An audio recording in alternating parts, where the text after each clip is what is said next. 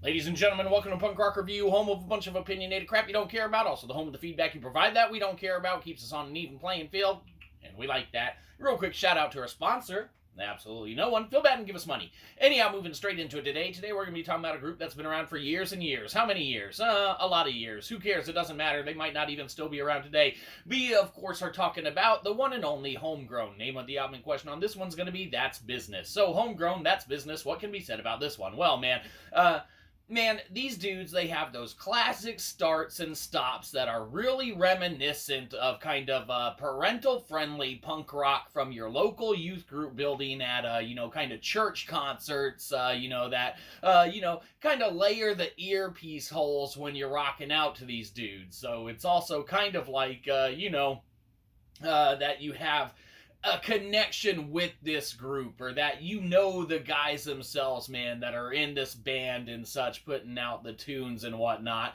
And it's kind of like, they're great guys, but, at some point it's more of an obligation you go to the show than a real kind of desire to go to the show. And that's what we kind of, draw from this album, man. That's Business from, Homegrown.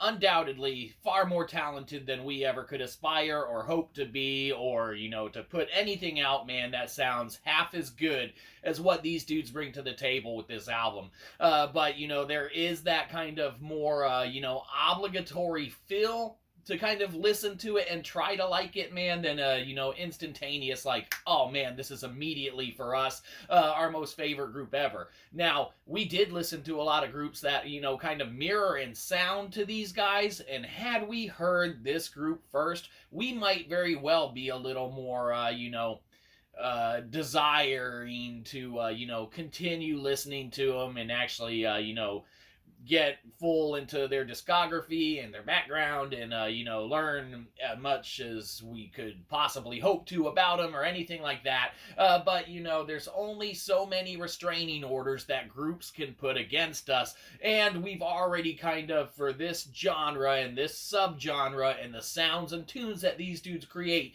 we already have our restraining orders that other bands that are in the same kind of wheelhouse and realm have put against us and such. So we just kind of focus on them to keep that love going. So like we said, not a knock on these guys and what they bring to the table, but this album is definitely, like we said, for us, it would be a more obligation and such than a desire to keep listening to it. Of course, these are those mid-90 kind of sounds and whatnot, but yeah, exactly reminiscent of what you would hear at a local kind of friendly all ages show and such. Make sense? It absolutely does. Mad props to the dudes for putting out, music and tunes, far better than we ever could desire or hope to. But, doubt it's going to be one that we return and visit to, but doesn't mean that you might not dig it or like it. If you like those, family-friendly poppy punk sounds, man, you might enjoy it. So it's always worth a check out in regards to that. If not, and you're totally not into any of that, well, then we just saved you approximately probably, $10 to $13, so you should probably give us money. Anyhow, Homegrown, That's Business. What can be said about you? You get a good old-fashioned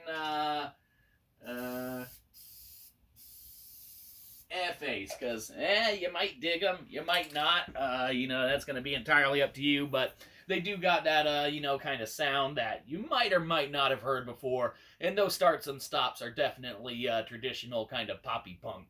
Make sense? It absolutely does. Have a good one. You probably didn't. We'll catch you next time. Probably won't.